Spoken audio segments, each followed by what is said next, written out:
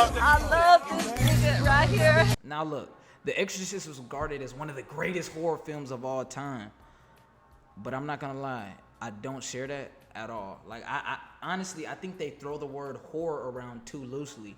And I'm gonna talk about that later in this video, right? But look, quick backstory, right? Exorcist came out in 1973. Apparently, it was like one of the scariest movies of that time.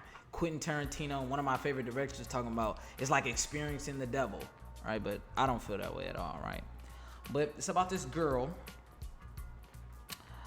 and she gets possessed by a demon. Now the girl name is Reagan, and then the demon name is Pazuzu. It's a demon named Pazuzu, and it's actually a lot of lore about this shit, which all good movies have lore about like demonology and shit, which is kind of a little bit too much for me to research. But I feel like, I like this scene. God damn.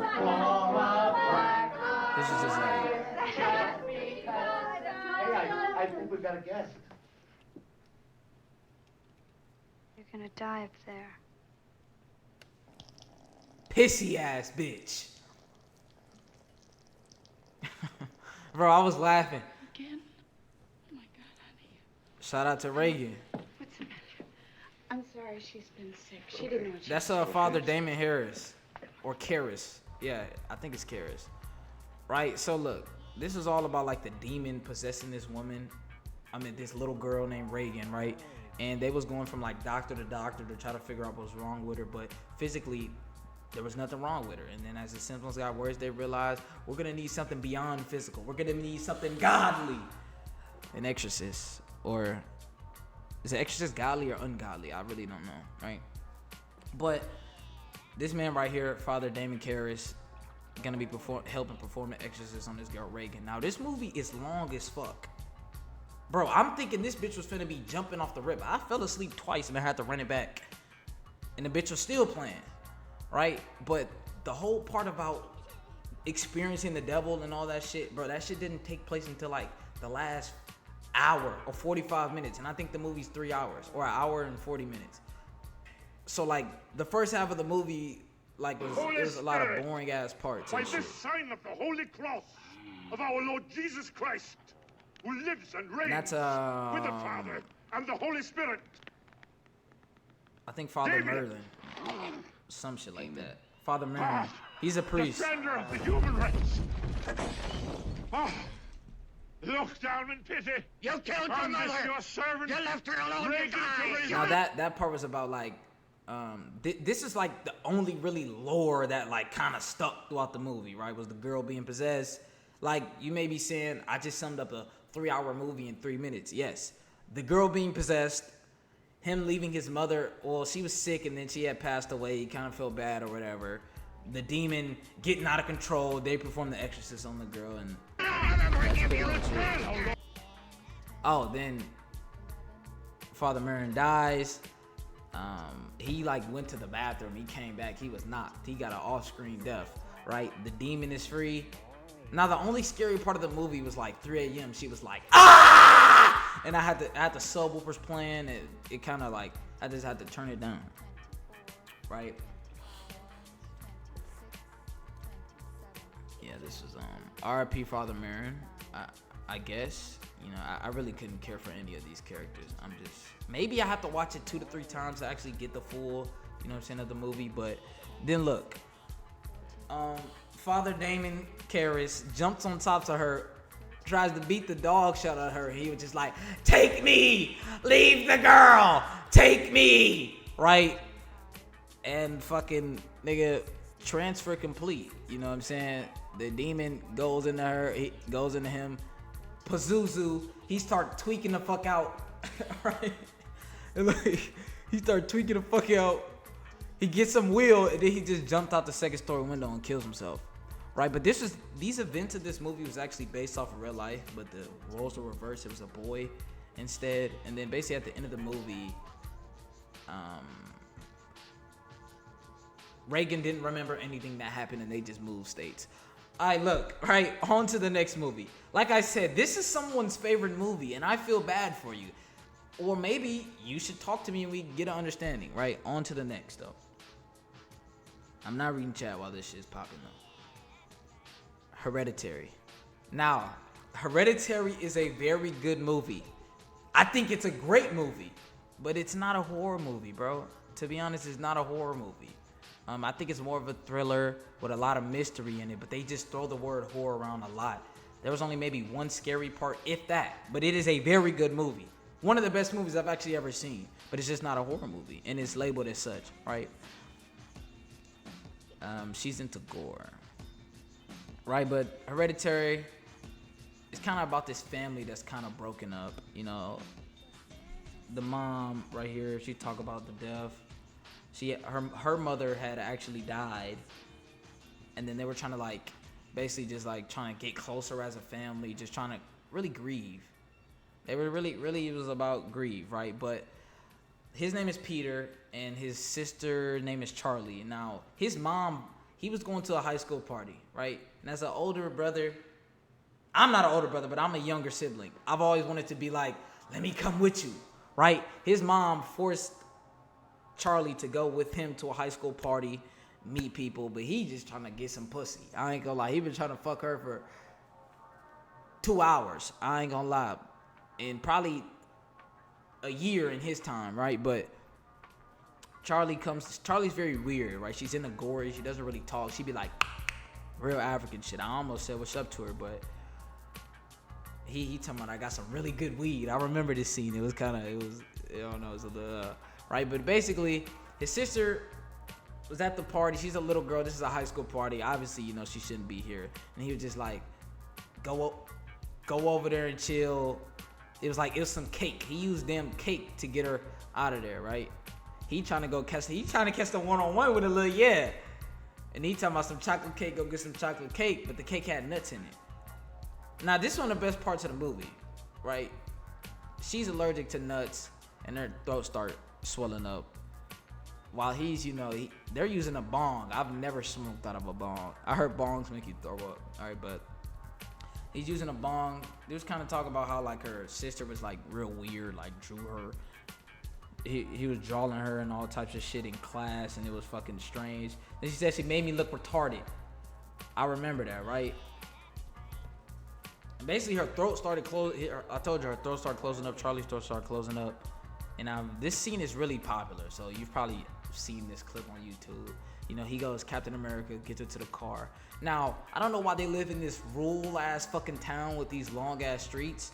I thought shit was like that only in Texas, but apparently the country is the country. Right now, he driving, she over there tweaking from the fucking, I guess she can't breathe. But I don't understand though, do you need your throat to breathe? That really never made sense to me. I feel like it passes through my nose. I don't know, this don't make sense. But she sticks her fucking head out the car. He like get back in the car. He had a deer in the road. He swerves, bend that corner. Bow! Her head comes clean off. High impact. He was going about 110. You think that would really take your head off? Now, this is the stupidest shit of them. This scene pissed me off, right? What's his name? Peter just leaves the body in the car and doesn't even go to sleep and just stares at the, I don't know, nigga, go to the hospital. Like, obviously she's already dead and her head was like on the ground, right? But her mom was kind of dealing with death in a way. She's kind of like trying to move on. That was the whole point of her mom getting over hurdles, and it was a real like, maybe the mom was freaking out. She was like, she was crying, all types of shit. Annie is her name, right? But now, dealing with that death, she meets this lady. I really forgot her name, nor does it matter, right? But she is basically, spoilers alert, she's a part of a cult, right? But Annie doesn't know she's a part of a cult, and she basically taught her how to communicate with spirits, and she trying to communicate with Annie, and then the family. Oh, I didn't even mention the dad. He's actually he was chilling. Whole movie he was chilling, right? Just trying to, you know, get some little, get a little pussy on the side, homework done. He was chilling, and then they start communicating with Charlie.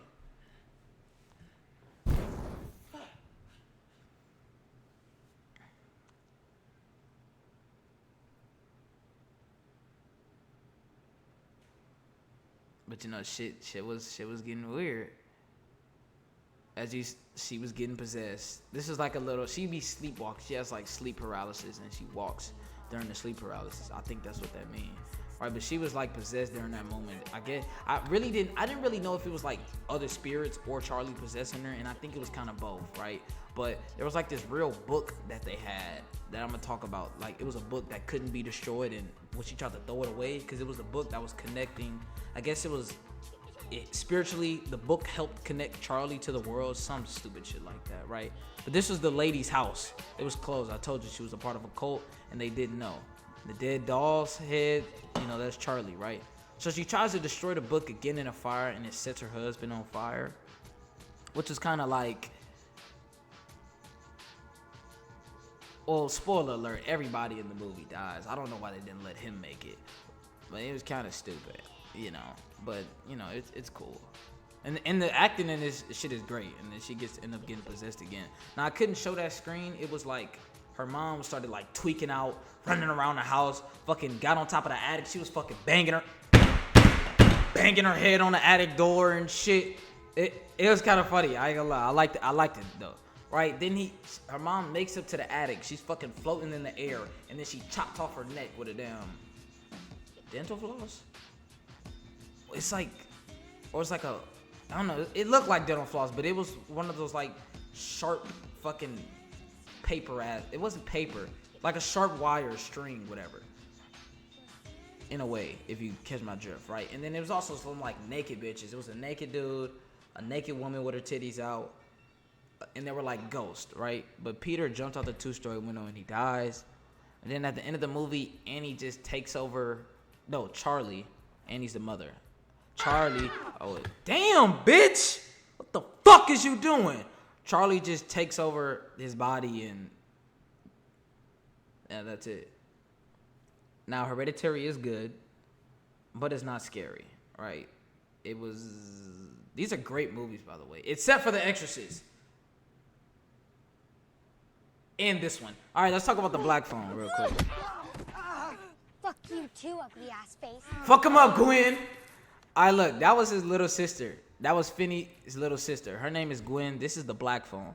Now, I know everybody remembered this movie when it came out, and I think it was senior year for me when this movie came out. Or it was either 10th grade or senior year.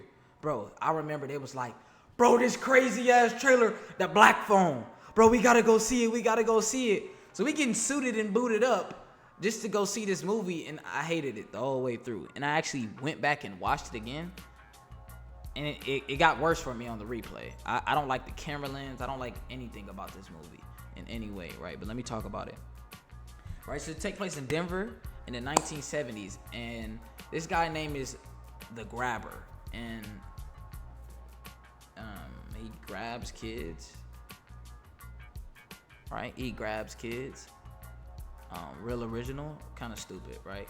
Now look, it was a lot of missing kids that was going around in the years, and I just want to fuck all that shit because this scene is so stupid. This little kid, right, sees a guy in a fucking van with an all-black van, and he sees black balloons in there. First off, what the fuck are black balloons? Bro, balloons are supposed to be colorful. Why do you even like black balloons? That should tell you something about yourself right there. And he got hit with a 1-2. Like, bro, kids were stupid during this time. If kids went outside, bro, the kidnapping numbers would be out the roof. They'd be putting up wilt numbers. Because this nigga, man, I ain't gonna lie, this shit was so stupid to me. I was like, what the fuck? He talking about, are those black balloons? Are those black balloons? Yeah, you wanna see? Nigga, that sounds like a pedophile. I'm surprised he didn't get to that. I don't even talk like that, but it was really, I hated it. Then he like cooked him. He put I guess the spray made him like pass out. And I don't know how you're prepared with a knife, but you don't have the fucking knowledge to not talk to strangers. Yeah, it's whatever, right? But I don't like anything about this movie. First off, it's not scary at all. That might have been one of the scariest parts. Or him when he's fucking with his shirt off, looking weird, right? But look, let me talk about a little bit of the movie lore, quote unquote, right? So his sister Gwen gets like visions, right? And she was trying to like tell her dad and shit like, oh, I seen this, I seen this, I seen that. And it was gonna like, I guess, help her find, she was working with the cops, helped her find their brother, right? Now the grabber's kind of been popping. He got rank. A lot of people know him. He Diamond 1. He gets like Finney when he's locked in this basement. He gets phone calls of the past kids that was kidnapped. Some of it was his friends, and basically they just told him about all the ways they tried to escape. And he was like, "How you tried to use the wire, but it won't work." And then he was like, "But the door's open, but don't go over there because this nigga would like beat the shit out of you with a belt if he like he just stays up all night just watching, right? He'll like beat the shit out of you with a belt if you fucking go in there, right? Cooked him, right? This was when he was first trying to get out. Right now, this movie is ass, and that's all I can really say about it, right? It's ass. Finney's great. Gwen is even better. I feel like Gwen could have been a better main character. She's a fighter. That little girl stepping up for her brother. Somehow, you bitch, hit him with a rock, bro. She's a stepper. I'm not gonna cap, right? But but he basically was like gearing up for war for the day he came down here. Not this guy. All right, when the grabber came down here, he had like carved holes in the ground. He set up traps. He was doing all types of shit to fight the grabber, right? But and look, this is like the trap he set up. This is like the main. I feel like, bro, when you have a movie, right, and the only parts that are good is like the end, the movie's automatically trash to me. And there's plenty of movies like that where they have that just, wow, this section over here is great, and this was, I'd put just like The Exorcist to me, right? But this is like the trap. He fucking breaks his ankle. That phone is like stuffed with dirt, and he just fucking wails on him. Get his ass. Get his ass. Bitch. You want some more? You want some more? Yeah. Right? He was a baseball player, so he kind of had a little arm on him, right? But he gets out of there. He fucking, yeah, he's like he took his mask off, and then that kind of helped him beat his ass again. Now, I don't really remember if he just beat the shit out of him or he killed him. Honestly, I couldn't rewatch this movie. I'm sorry. But yeah, that's it. They discover hidden bodies, and Finney gets away, and the grabber is either dead or in jail. Hopefully, we go with the first one. But look, all those movies right there, I want to say the scariest one would be, man, The Exorcist, because The Exorcist, at least The Exorcist has horror. No, Hereditary. Yeah, Hereditary for sure. By a little bit, honestly, and I can even, you can even argue that with me, and I might take your side if you put up a good enough points. But, that's pretty much all I had to say about those horror movies. Bye, have a beautiful time.